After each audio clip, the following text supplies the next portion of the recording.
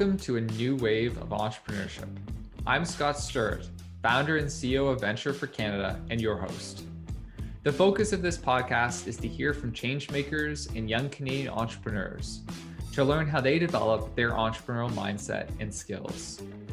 In season 1, we'll be chatting with young Canadians about their entrepreneurial journey as Venture for Canada fellow alumni. I'm excited to dive into these conversations about how to foster your entrepreneurial mindset and drive.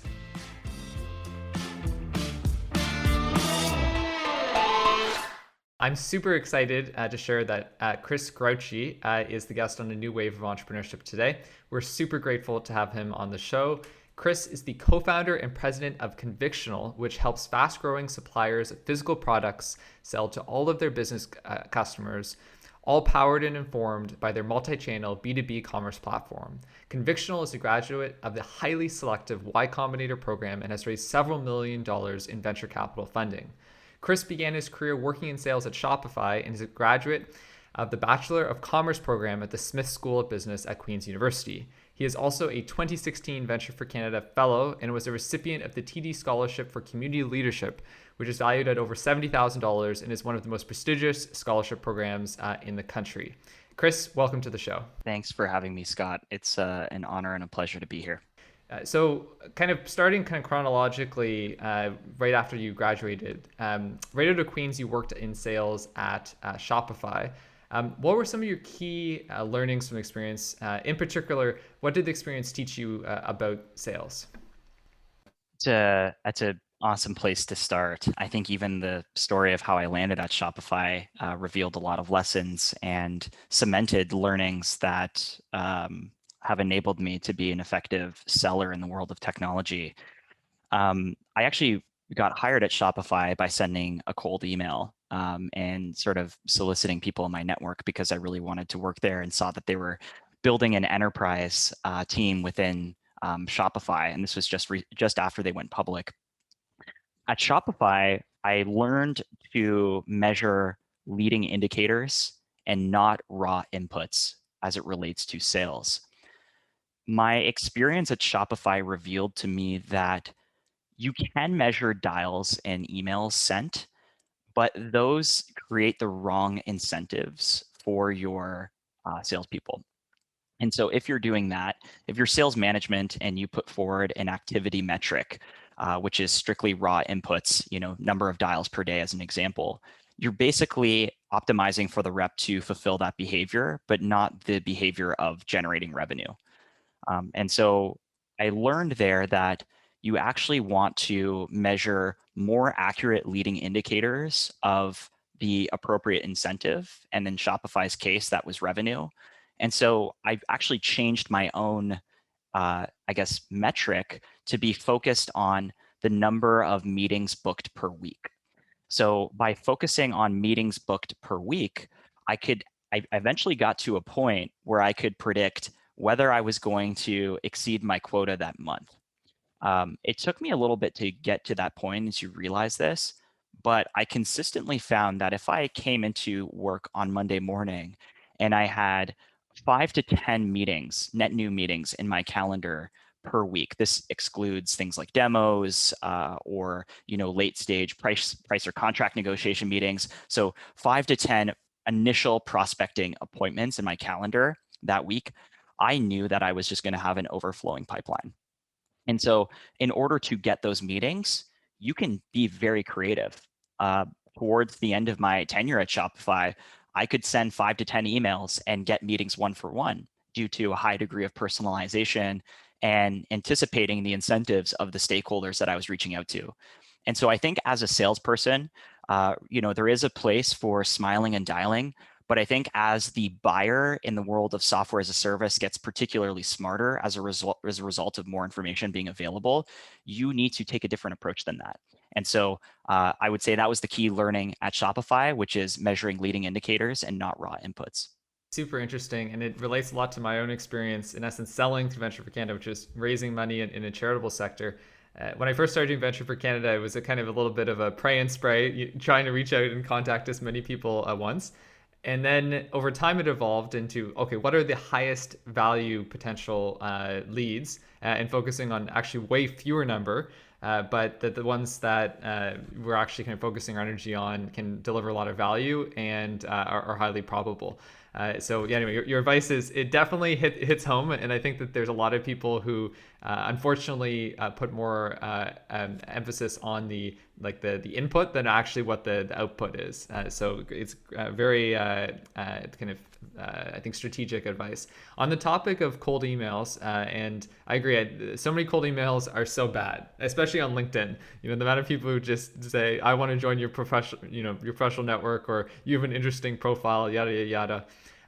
In terms of when somebody does a really good cold email, it can actually stand out and be super effective. So what advice do you have for salespeople, but also just people in general, on how to write a really effective and really compelling cold email? This is my favorite tactical advice to give, is how to construct the perfect cold email. And I think that there are some silver bullets, and then there aren't for certain components of the cold email that just depend on the situation that you're in, the type of person you're reaching out to, and what you want to achieve with the cold email. But I have a bit of a structure that I follow in constructing cold emails. And I don't think that this advice is limited to just self-identified salespeople. I think that, we to sell is human, as the title of that Dan Pink book goes. And I believe that to be true. And cold email has been a tool for me to reach the people that I want to get in touch with for advice, mentorship, job opportunities, investments, just learning in general. And I don't think I would be in the position where I am today without having honed the craft of cold emailing outside of the context of what I consider to be work. So it is applicable to everybody, and there is some very straightforward things you can do to improve the likelihood of getting a response. So let's keep that in mind. The likelihood of a cold email is to get a response from the other person. Ideally, one that's favorable, although you basically can't you can't get a guarantee that if the response from the individual will be necessarily positive, but that's fine too. And rejection is a whole other topic that we could talk about. So what are the components of the ideal cold email? I think that to start, the sender needs to focus on deliverability. Now, this is not sexy. This is not about the body of the email, the subject line, the call to action. We'll get there. Deliverability is the most important thing, because even if you write the perfectly constructed cold email, if it's not delivered, it doesn't matter. You're basically multiplying by zero. So the email needs to land in the recipient's inbox. And if not, you've already lost. So I would recommend to everybody that they verify the email, that the email exists through an email validation tool. I use Zero Bounce. I like it. It can segment the email into a collection of buckets of, whether it's invalid, a catch-all email, a spam trap, and so on. And so, you'll verify that the email exists because it will be labeled valid. And then once you receive that validation, you then know that that's the right email of the contact, and it's going to land in their inbox. The second piece around deliverability is around rate limiting. So at most, you should only send, again, this is maximum if you're doing mass email campaigns, one email per minute in order to avoid triggering spam filters. Gmail is very smart, and it will detect that if you're sending multiple emails in a given period of time, then that frequency changes, of course, that it's probably spam, and therefore let's just label the email as spam, and therefore it's not landing in the recipient's inbox. So be sure to space out your cold emails in order to improve your deliverability. So you have deliverability taken care of. The email is in the inbox. What's the next job to be done? The next job to be done is to have the cold email be opened by the recipient, right? Again, it's not enough to have it land in the inbox. It needs to be opened. So how do we optimize for opens? This just comes down to subject line. It's very simple. I don't think that you need to overcomplicate subject line or make it too salesy or too long. I would optimize for a shorter length and either going simple or going personalized. And so those are two different approaches. I'll give you an example for each. So if you go for the simple subject line path, you could just insert the company name of the person that you're trying to meet with, or even their name. It doesn't have to be complicated. It's just optimizing for that open. My favorite approach when it comes to subject lines is to optimize for personalization. And you can do this very simply by just simply glancing at the LinkedIn profile of the recipient. And so before our conversation, Scott, I was on your LinkedIn profile and I pulled out, a piece of information that I could use to get you to open the email. And so the subject line I constructed is from Halifax to Georgetown University. From Halifax to Georgetown University. That would take me 2 minutes to research and write. And if you see that, and I've done the deliverability work, you are going to open that email. How could you not, right? So force yourself based on this sort of optimization of subject lines to get a 90% open rate. If you do that, you are in a very good position to get a high number of responses on your cold emails. Okay. Deliverability, subject line, we've taken care of those. Now there's the part of this exercise where you're introducing the most variability and creativity, and that's fine, but there still are some structural things you can do to follow and hopefully get a response. So the email's landed, we've opened it up. Now the job to be done is get a response. So you have your body of the email, right? You have the email you're constructing. I think it's very simple to execute this well, but it's hard to take the advice in practice. The advice is a 4-step process of when constructing the body of the email. Humanize it, pain, value, and a call to action. So humanize, pain, value, call to action. Humanize, draw a personal human connection. Typically, this could be, you started off by saying, I noticed or I've researched X. And X is that human connection or that perhaps strategic piece of research that you've conducted prior to constructing the cold email that's one-to-one. It would be very difficult to replicate that humanized sentence or two to another contact. So it takes a little bit of work, but then you want to transition that human point ideally into the next step, which is the pain, right? So you've noticed something, you've called out a piece of research if you're reaching out to maybe an executive on their strategic priorities, then connect that to their most important problem, pain. Very simple. Call out the pain point. Don't beat around the bush, right? If you're reaching out to people via cold email, they're busy. So highlighting that pain point is going to be key for them to giving you time on their calendar or at least giving you a response. Then you want to demonstrate value. How do I solve this pain point for you? And be succinct about that. Don't be pitchy. Maybe, one value proposition in your email that solves the pain point, and maybe quantify it or use some social proof if you have that at your disposal. And lastly, a very simple call to action. 2 ways to approach a call to action.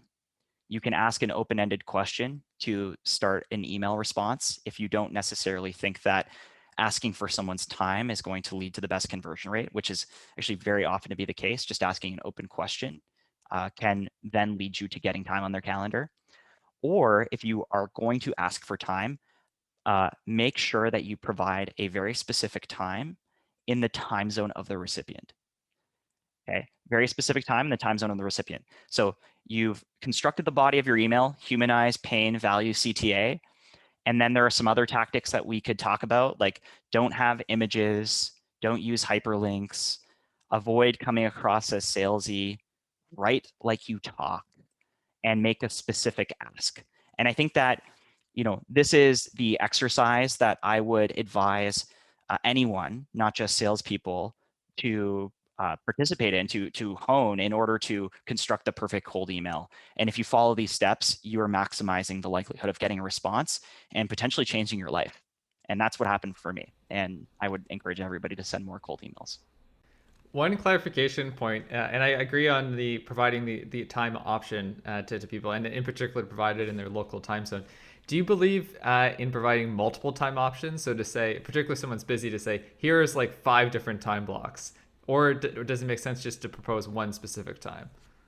Often the time that you select is not going to be the time that you end up meeting with the individual. I think the idea of providing a specific time is to make it easy for that person to check their calendar and then counter with a time that they're available. But most importantly, it's to show courtesy. I am providing a time to make it easier for you to find out if you're available, and I'm putting it into your time zone to help you not have to do the conversion in your head. Um, Providing 1 to 2 time slots or windows can be great. I actually actively avoid sending Calendly links. I actually think it creates a strange power dynamic between you and the recipient, where you are assuming your time is more valuable because they're selecting time. And based on this exercise and doing some very informal comparisons to colleagues and friends who use the calendar link, the effort it takes for you to convert into their time zone, suggest a time or two in the cold email, tends to work better than the calendar link or dumping, say 5 slots to the recipient. It's funny. I remember when I first experienced Calendly. It was when I was in university, and an acquaintance. I introduced 2 people together. I was probably 21 at the time, and I remember I connected. I was talking to one of the people who I connected, and I said, "Oh, how was your chat?" And goes, "This guy was so rude. He just sent me this Calendly link and just said to book." I think it's become a little bit more normalized then, but that memory sticks with me. And that person, he was just so offended. I think it depends on the person. I agree, though. I think it's not worth risking it, and particularly when you're getting to know the person for the first time, the Calendly link can create like a really weird kind of relationship. So on the point in terms of kind of your advice about cold emails, what are the most successful cold emails you've written in your life, and can you just walk us through a little bit about your experiences with them? Yeah, I wish there is some recency bias here. I won't share this story, but on this recording, but maybe we could do a round 2, and I'll share it once I'm able to talk about it publicly. The most successful cold email I think I've sent would be, well, I think about them not in terms of what I said in the email, but more around like what I was trying to accomplish at that point in my life. And I would say there was a cold email that I sent to someone who was working at Shopify as one of the first sales reps on the Shopify Plus team. And I don't think I followed my advice here, but and it's taken me a while to hone it. But the fact that they responded and they were able to, they were open to setting up a 30-minute call, answer my prepared questions on what it was like to work there and the role itself. That was life changing for me because I think due to the preparedness of well, first of uh, reaching out to the right person, um, impressing them with a prepared list of questions prior to the call, and them uh, communicating to me after the call that they were going to refer me for a position internally. I think that allowed me to get a foot in the door into the hiring process. And if I hadn't taken that job, or if I hadn't sent that cold email, I might not have worked at Shopify. And if I hadn't done that, not only would I have not learned all of this great sales learning, but I also wouldn't have met my now co-founder, Roger. And so, wow, like that's just even contemplating that thought is interesting, and also brings up some emotion. I think that there's other, cold emails that I've sent where, um, I've been a bit too demanding, where I've asked for time when the answer to my question could have been an email, and I didn't get a response. There's probably been mistakes I've made where I didn't follow up. People you're reaching out to are busy.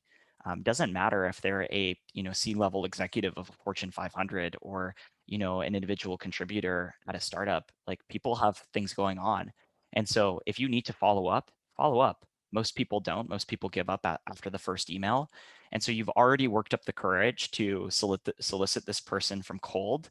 Um, Make the most of it by following up without being annoying. And so I think that, those are missed opportunities on my part where I didn't send the follow-up email. But the most successful cold email, I would say, is the one that ultimately landed me in a position at Shopify, which then connected me to my co-founder, Roger. I liked your point earlier where you said a cold email can change a life. It's definitely true, and it's the same. I can think of Experience Adventure for Canada. Our largest, most of our largest supporters have come through cold emails, and it really can completely transform someone's kind of career and trajectory. And I think that it's a great example when you think of your decision to cold email that person at Shopify, and then the decision tree, like in your life, it really completely changes kind of the trajectory. I also really resonated with your comment of the importance of just following up. I agree. Most people give up after one. One tip I would give our listeners that I actually used this morning on somebody is that there was somebody who I was emailing with or was introduced to a week ago. This person just didn't end up responding, and the person's really busy. I googled online to find the EA of this person with it, and then I forward the email to the EA and say, I know this person's really, really busy. I could imagine she might want me to reach out to you to coordinate to see if a time. And I find particularly as it had been an introduction from somebody well respected, the initial email, that there's a high likelihood that the EA will actually, action on it at different points. And I think particularly sometimes within the larger the organization or the more responsibility of the person, developing good, very friendly relationships with EAs is particularly important. So on this point, Chris, do you have any lessons or kind of learning experience of developing positive relationships with kind of gatekeepers, EAs, etc., within organizations, and how that's helped you at different points? Absolutely. This is a masterclass in trust building, confidence, and communication. And cold email is just a fundamental skill, an undervalued skill to be mastered within this. Building relationships with gatekeepers is interesting. I don't think there's a lot of great content online. And I think that when we talk about gatekeepers, we think of like the person with the desk in front of the corner office of the person who makes all of the decisions. But a gatekeeper could also be an individual who's effectively either a detractor or a champion from the true economic buyer inside of an account. And so, an economic buyer would be like the decision maker, the person signing the contract, who is ultimately making the decision and is giving the green light or red light on the project that you're selling into the account. And so gatekeeper could be the person who's just, whose trust is simply required to then get to that person, the person who can make the ultimate decision. And so something very tactical that I've experienced to work tremendously well in building trust with gatekeepers is, where possible, moving that relationship to text. Very simple. So again, email's great, but everybody's inbox is cluttered, and yet it's still an effective form of getting in touch with someone who's really busy. But the job to be done here is building trust with someone who's gating access to the person you ultimately need on your side to make a favorable decision. For some reason, moving a relationship to text breaks down a professional barrier and without crossing a boundary. And this is very important, right? So it maintains professionalism, but it humanizes the relationship. It makes it more personal. And if you are successful in getting into the person's iMessage or their SMS inbox, then you know that there is a 100% chance that if you text them, they will read it, right? Because phone is inescapable.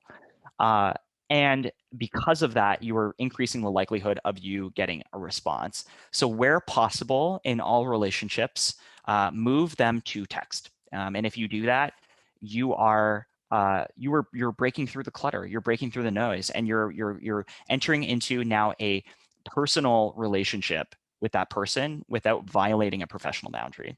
And that is super critical to gatekeepers in particular.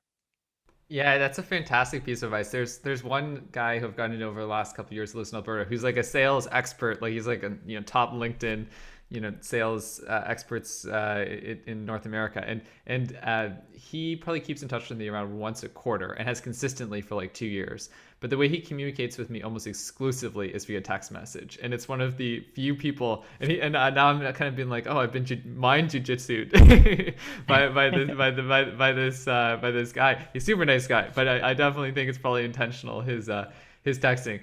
By the way, as an anecdote, I once someone shared similar advice to me that when you're hiring salespeople and potentially even more relevant customer success people, where there's that like really long-term relationship, sometimes for years, with a client, is to ask someone in their past role to what extent they texted their clients or the kind of the accounts that they managed, and to really like go into detail. It's an interesting interview question because it does provide a lot of insights to the extent to which the person gets to know the client on a social level, and builds that much more resilient kind of relationship long Yeah. run. So it's really great advice. Earlier on in the conversation, you mentioned To Sell is Human by Dan Pink, which is a fantastic book about sales and kind of winning people over. By the way, I also recommend Influence by Robert Cialdini, also a classic for listeners. But to go to that kind of to sell is human, and I think some of the stigma that often exists around salespeople. And you look at, for instance, graduates of top business programs in Canada, Queen's, Ivy, McGill, and also in the United States, is that very few recent grads end up going into sales roles right out of school. It used to be a lot more common. I had a professor at Georgetown who he ended up going to Harvard Business School, and he graduated from Dartmouth College, and then in the 80s he went to go work at Procter and Gamble doing sales right out of school. And then he went to Harvard Business School. And I remember him saying in the 80s that going to work at Procter and Gamble in like CPG sales or consumer product good sales was viewed as like one of the top kind of career things, and that it was something super prestigious and sought after. And he was just talking about how 30 years later it's bizarre, it's not as common. So my question to you is that when you were 21, 22, considering what you were going to do, thinking about certainly knowing friends who were pursuing working at McKinsey or working at Boston Consulting Group or working at Goldman Sachs, Morgan Stanley, how did people react when you said you wanted to pursue a career in sales? And on a much broader level, is to what extent do you think that there is a stigma that exists against people pursuing careers as a career path, particularly out of elite academic institutions? Oh, I mean, I would begin my answer to this question by, I guess, sharing something that I don't think I've ever publicly talked about, which is that I've been rejected by McKinsey twice, and I am so grateful for those rejections. Had I not been rejected, I probably would have been sucked into the world of management consulting, frankly, because I don't think there was enough information on what sales had to offer someone like me when I was in post-secondary at the time that I was pursuing it. I was in university between 2012 and 2016. And like the comment around CPG marketing, the options were management consulting, investment banking, CPG marketing, and accounting. There are clearly, so many more opportunities in the world of business that can be pursued than those four buckets. But those buckets, the firms particularly within them, kind of monopolize campus recruiting, and as a result, create this sort of culture around. It just basically becomes this herd mentality among the students to place at these companies due to how scarce the number of jobs within those four buckets tend to be. So it's this artificial contest that creates tunnel vision around the world of business, when in fact, the world of business is much broader, much more diverse, much more beautiful, and that we only see these four buckets. And that was true when I was going to school. So I think that indirectly, I fed into the stigma of how most people would perceive sales by choosing at the time to explore management consulting versus technology sales. And it was only after receiving a rejection that I realized I can be disappointed with this outcome, but if I reflect on why I applied in the first place, it was because my best friends were applying. I felt that, if I didn't place in one of these four job in one of these four buckets, I wouldn't have a job and it would therefore be worthless. So there was some insecurity around this like this perceived scarcity of campus recruiting. And so when I poked holes at all of those fears and prior rationalizations that I'd done in order to select management consulting, I realized that I actually was not upset by being rejected. I was kind of happy because I had applied for the wrong reasons. And so I recognized in that moment that what I really liked doing was building. I liked connecting with people. I liked persuasion. I wanted to coach people and lead them. I liked, so I sort of just started, it sort of reset my expectations and put me back into a place of thinking from first principles what I wanted to do. Sales checked the most boxes when I had confronted that new reality. And so I worked with one of my professors at the time at Queen's, Jim Hamilton, who is a supporter of Venture for Canada and an incredible person and has been a tremendous mentor for me in my career.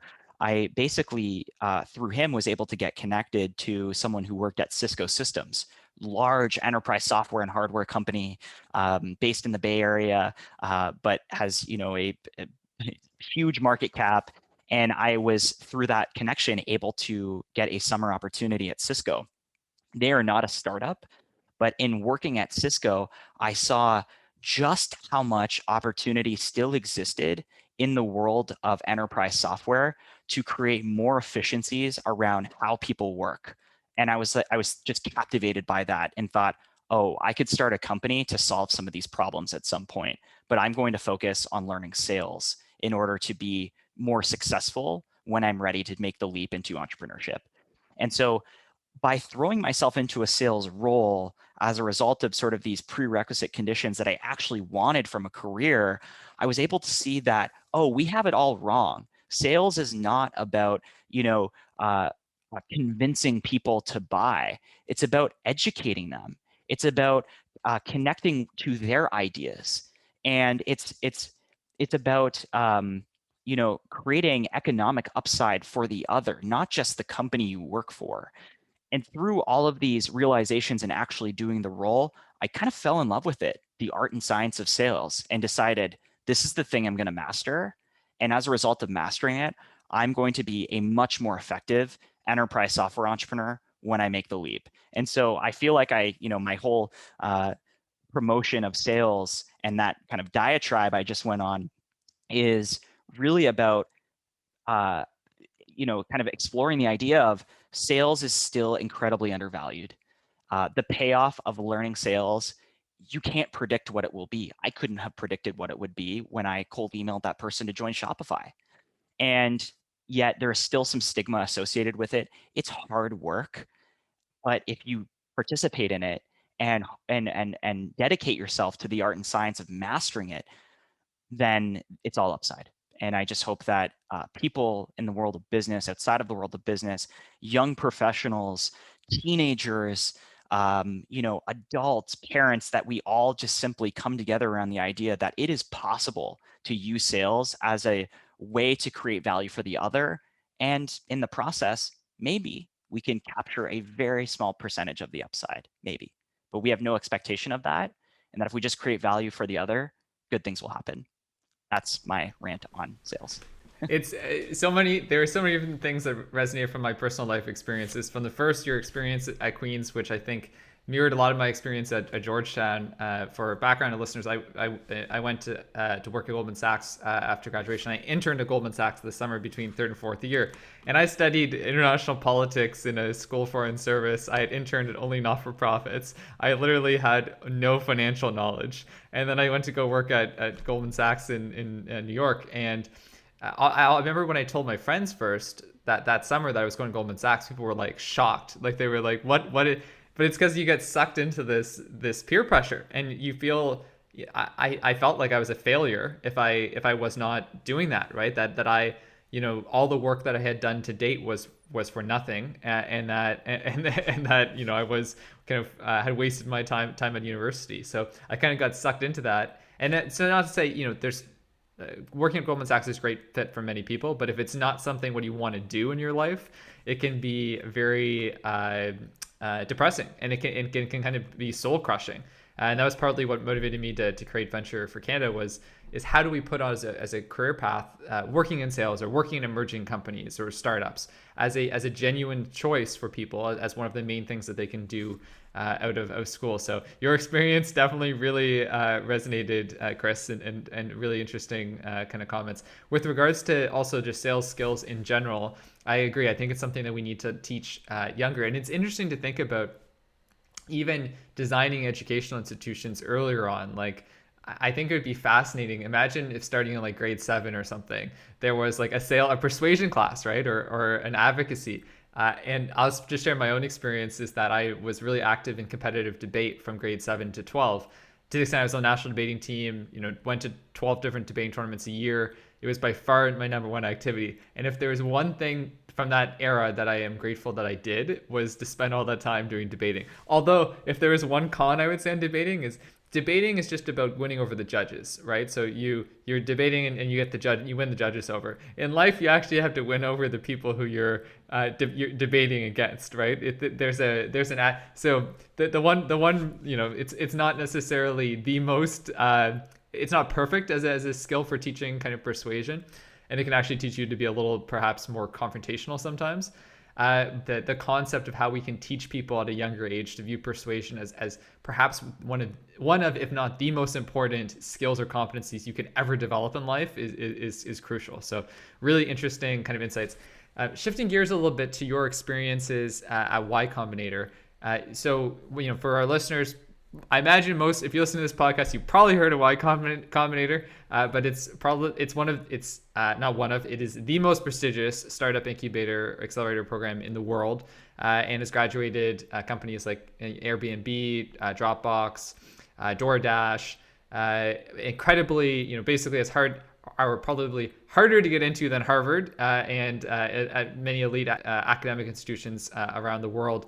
So kind of two questions. The first question related to what we were just talking about, Chris. Out of interest, when you were at Y Combinator and you were seeing all these other companies, did you ever see any other founders that kind of, let's say, didn't respect sales as much? They're maybe more product focused, or they viewed that it wasn't their job necessarily to be the chief evangelist, and to what extent, or maybe that you didn't see that. And then the second kind of question that I have is what are if you were to give advice to a startup that was recently been accepted into Y Combinator in terms of how they can get the most of their Y Combinator experience, what would that advice be, and why? Two fantastic questions. To the first question around, did people, other people in the batch, other founders, did they not take sales as seriously? The answer is absolutely. I mean, and I think that this is not necessarily a knock on them. It's more just that their background was primarily in building products, engineering, or maybe they had some level of domain expertise working in a field and they were starting a startup to tackle a problem within it. And excuse me. And so at the very early stages of a company, you're focused on building product. And then, YC also says, you should be building product and talking to users, and soliciting them for particularly critical feedback. Why do you do that? So you can improve your product and then go back to them, make them happy, and ultimately drive, usage or revenue, whatever your core metric happens to be. And so I think that my peers in the batch were really focused on building product for this idea that they had fallen in love with, and they came from, in many cases, technical backgrounds, but they just simply didn't know how to communicate the product to potential customers or users. And so they would just basically stick to what they know as a result of their biases and continue building product, continue kind of being in the garage, but not outside of it. And so We actually did the opposite. We didn't spend that much time building product in Y Combinator, but instead we just did a ton of customer development.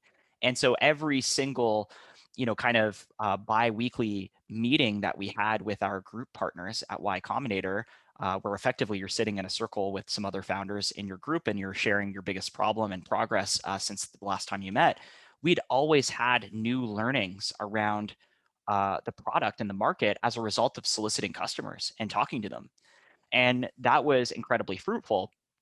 So Roger and I developed this reputation in our YC batch of basically being the two people who knew how to sell. And we started receiving emails and we were getting approached at, the dinners of people basically coming to us and saying, hey, I have this product.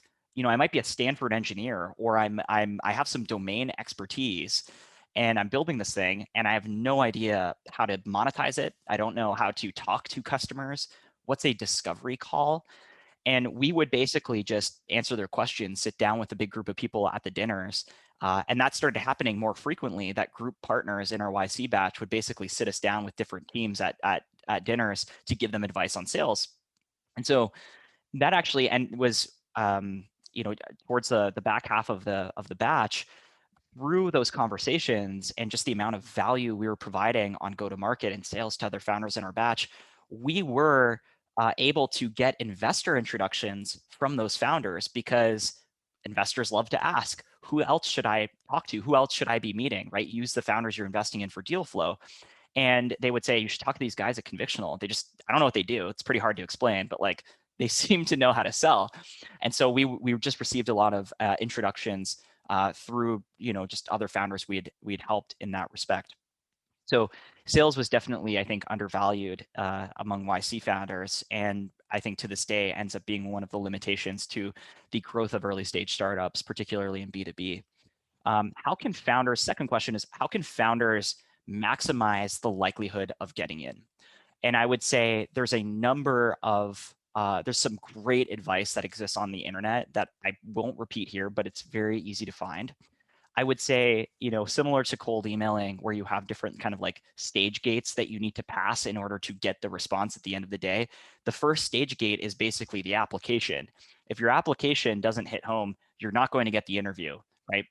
And so to maximize your application, I think my biggest takeaways were, do not use jargon. Be concise, short sentences, metrics driven. Okay? Those are the key inputs, right? The leading indicators that you can demonstrate to a reviewer that you are serious about this business and that you have something here. If you do not have growth or metrics or an ability to succinctly communicate your idea, then the application serves as a great workshop for that, regardless of whether you have any intent at all to get into YC. I've heard many people just say the application process has helped them hone their communication about their startup. And then in terms of the interview process, my biggest piece of advice is to prepare 5 bullet points of the most impressive pieces of information about your startup or about you as a team that you can weave into the answers of your question, the answers of their questions, the interviewers. And if you are successful in communicating of those points or 60% of those 5 points, you stand a great chance of being accepted. The people who get rejected are consistently tell me that they didn't get an opportunity to share what they wanted to say about their startup. And that's a missed opportunity. So you kind of have to take the interview into your own direction by communicating those 5 pieces, those 5 pieces of information throughout that interview experience. And we did that, and it it worked out for us. But I also think that the interview was very challenging as well. So yeah. The number one reason why startups or small businesses or any companies fail is it's building something people don't want. And I agree. I think it's so important to someone can spend years, or billions of dollars. It's like, what is it? What is the big streaming app? Anyway, there was one Oh, they raised like was it Justin TV, or which streaming app are you referring to? I was in Meg Whitman one. It was like a $1.7 billion Oh, they raised. Quibi. Oh, yeah, Quibi, yeah, non-YC yeah, company, Quibi. Right. Okay, gotcha. yeah. Yeah. Quibi and it ended up going, bust.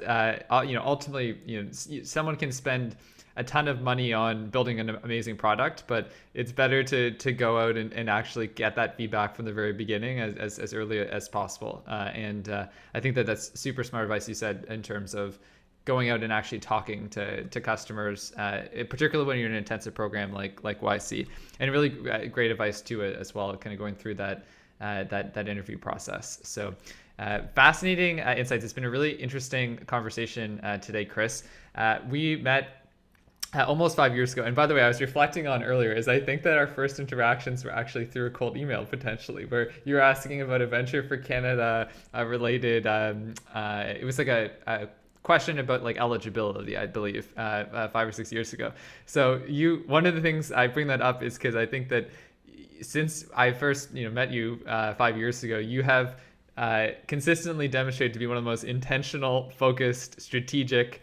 I remember when in 2016, like in talking to you, you basically you said, I want to work in sales and enterprise software, learn what it takes to build a successful B2B SaaS company, and then launch a successful B2B SaaS company. And you have followed that to a T. I think it's going to be really fascinating what you do in your career, and you're just getting started. So really excited. I know you have a super busy schedule and a lot of different things going on, and just wanted to say a big thank you for coming on the show today. Thank you, Scott. It's been an absolute pleasure to reminisce and share some of my lessons and learning of stumbling through the abyss. And I hope that if, listeners take anything away, it's that you can reach anybody you would like to reach in the world. You already have the tools available at your fingertips to get in touch with them. And that one outreach can change your life. And it did for me. And so thank you for this opportunity, Scott. It's been an absolute pleasure. That's it for this week's episode of A New Wave of Entrepreneurship. Stay connected with us via our social and our email list. Subscribe in your favorite podcast app so that you don't miss our next episode. If you have feedback on today's episode, tweet us at Venture4Canada, that is Venture, the number 4 Canada, or email us at podcast@venture4, that's spelled FOR, Canada.ca. We'd love to hear from you. Thanks for listening. I'm Scott Sturr, and until next time, stay safe, stay motivated, and stay grateful.